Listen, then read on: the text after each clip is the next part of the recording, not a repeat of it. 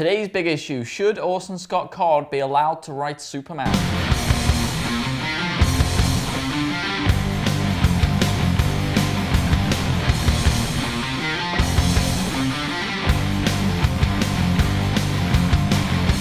So recently it was announced, well last week actually it was announced that Orson Scott Card would be writing an issue of, or a story for the Adventures of Superman comic, which I know you were really excited about.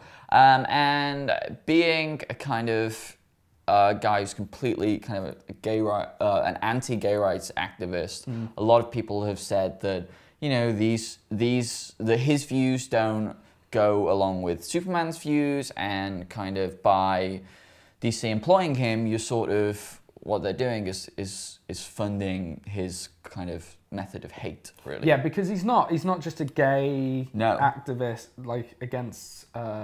He's an out and out activist. Yeah, he is completely against homosexuality. He is in the Foundation of Marriage, or some kind of American marriage organization that actively campaign against gay rights. And for those who don't know Orson, he's really famous for his sci-fi writing. Wrote Ender's Game. Ender's Game, widely regarded as one of the best sci-fi novels ever written. Being turned into a major motion picture film as of this year. Yeah, there's a little fact there for you. Yeah, he had a brief foray into comics as well. He did an Ultimate Iron Man series, which wasn't very well received. Quite recently as well, wasn't it? Well, I think not too long ago. Yeah. Ultimate Iron Man isn't that old. So. No, very true. So how do you feel about this? What side of the fence? How do I feel? It's hard to say what side I am on the fence without sounding completely pacifist about it. And I suppose the side of the fence I land on, and the label that I give it, is I don't care. I don't care that this man's writing this book. I completely disagree with his views. Like, I don't think that needs to be cleared up here. I think that it's a terrible viewpoint to have. You know, my own mother is a lesbian. So I'm strongly in the camp of disagreeing with people who want to ban gay marriage and things like that.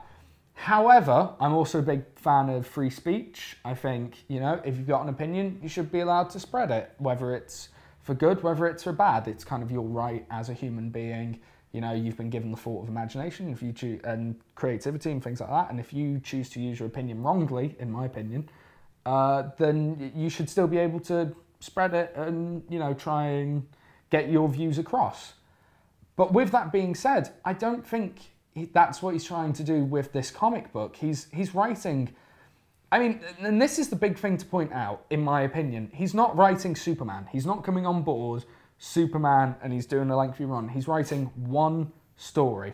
Now, if this story happens to have him flying to save a burning building and going, oh, a gay club, actually, Lex Luthor's doing something, I'm going to leave it. Which it won't. No, it won't, because of course that wouldn't get printed. DC wouldn't print that. They're not going to print anything that's anti-homosexual, because it's getting rid of a certain target audience that they have. And so I think it's almost ridiculous to get so worked up about this problem when I don't think it really is a problem. If you don't agree with his views and you really feel that strongly against it, don't buy the book. It's as simple as that.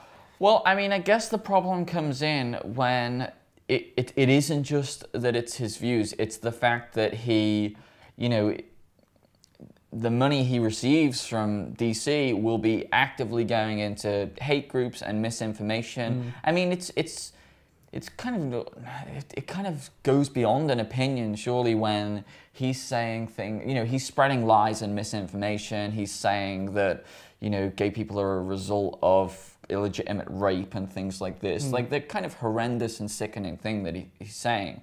So I guess the 2 points people make are, well, you know, by DC are employing this man, knowing and employing him for his name, and knowing that the money that he gets from this employment is going to go into that kind of thing.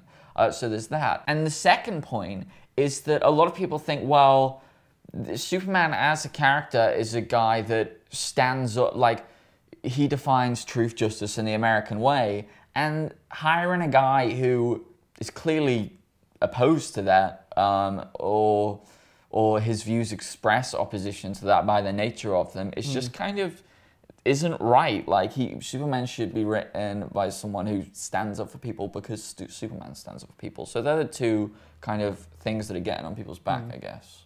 Yeah, no, I understand where they're coming from, and I totally agree. And again, I don't agree with his views at all. I think he has ridiculously horrible opinions about things. But again, with that being said, for me, he's only writing a short story. And it's not going to be a gay bashing, you guys are terrible, so blah, blah, blah, and all that. So if it's not spreading a message of hate, if it's just a Superman comic, you know, regardless of who the person is behind it, I think he should still be allowed to write his comic. And I also understand that a few different comic book shops in America have said that they're just not gonna stock this book, which is, you know, again, that's completely their choice. And I think that's what it comes down to. It's everyone's choice. It's Orson's choice to write Superman, it's DC's choice to hire him, and it's your choice whether or not you buy the book. I mean, would you feel the same way if they hired someone like Nick Griffin? Now, I would definitely buy that book just to see what it was. Superman flying through Harlem going, oh, actually, no, I'm gonna give that one a skip. Darkseid's over there, I'm gonna go fight him. I just, like, that's, you know, I can't think of more of a pig of a person. So we're like... Nick Griffiths breaks up the friendship between Superman and Cyborg. But, I mean, would you feel the same way? Would it be like, well, you know, it's DC's choice if they want to employ Nick Griffin? And it's my choice whether or not I buy that, and whether I'm offended by this person so much that... And I'm not telling people to buy this book. I know personally I'll be buying the book because I really enjoyed... You would buy a Superman comic by Nick Griffin as well? Yes. I mean, again, the problem with that is... It's the issue of the money line, right? You're funding hate groups. Well, if it's a $2.99 comic, then we've got no problem. But if it's a $3.99 comic, then we have some serious issues. No, I'm joking, of course. Yeah, there is that kind of, you are funding hate groups and things like that, but that's not the way I look at it, you know, and I don't think you can look at it that way. You can't analyse every penny the man spends on what, because, you know, for all we know, Orson could be spending this on 6 months' rent and a trip to the shop. For all we know, obviously, trip to the shop. Trip to the shop. DC don't pay that much. Well, 6 months rent actually. A trip to Vegas, just a trip to the shop. Yeah, you know, he's just treating himself. But you know, I don't think you can analyse it in that kind of small way. And again, it's entirely a person's choice. You know, people who say they're not going to pick up this book because of who the person is, great. Doesn't affect me. I mean, you're not getting to read this book, and that's, you know, there's enough books out there as well that you can read it. And also, it's not like they were saying this the other way around, you know. You've got books like The Astonishing X-Men number 50, which was the gay marriage between Northstar and, jump in with a name... Kyle. Which, you know, kind of promoted gay marriage in a time where, you know, it's not been legalised over there. Promote, so it has I wouldn't use the word promote. Not promote, but it has its message of, you know, this should be a thing and it should be allowed and all this. And, you know, it's a message I agree with. But nevertheless, it's a message that they're putting into their book. Now, with Marvel, it was clearly a message that they were behind, but I feel as though you can't say, okay, these guys can have a voice and these can't. Because 60 years ago... No, but this would have been completely flipped around. See, the problem with that is not all opinions are valid. Everyone is allowed to have an opinion, but they're not all right. No, I agree with that. Like, it's not that, oh, that's his opinion, this is mine. He's wrong. He's a stain of a man. Like, he's awful. A stain of a man. So it's not quite, oh, well, you know, that's this side and this is this side. No, we don't want to hear that side because it's not right. It's not real. But we're not going to hear that side, are we? Well, no, but because that's I mean, not it's the whole thing is brought up, and then we get this whole, like, the fact that he's been given publicity, that people have found him where they might not have, the people who found his website and his writings where he might not have, they've given him publicity, they've given him a platform, they've kind of, you know, they've... Well, and I think DC aren't to blame there. I think the outraged public are the ones to put at fault for giving him a soapbox. If you think that DC didn't know that No, I'm not saying that. that That's by not employing him, because come on, he isn't a very celebrated comics writer. In fact, his comic was slated, right? The only reason DC have employed him is because they knew that this shitstorm would come up, then it would, a million pages of print would be dedicated to it, and the book would sell more. So they are using his notoriety and his hate to sell their book.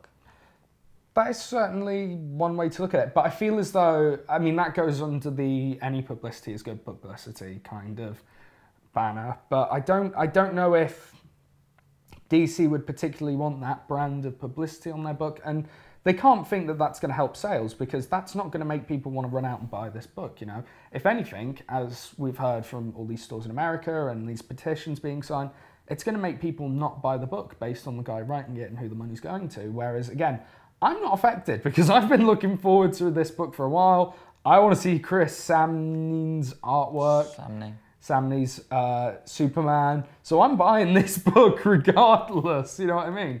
Because I don't care. I just don't care. I fall in that margin of I don't care, and I feel as though you shouldn't too. But that's my opinion. Well, that's his opinion. Let us know what you think down in the comments, and we'll kind of get in. We'll have a nice debate, like I love having on these big issues videos. True that, he does love a debate. I love the debate, and that's great. If you want to follow us on Twitter, it's @ComicBookShow1, and that is all from us this week. And we'll see you next week. For all we know, Orson could be spending this on 6 months' rent and a trip to the shop.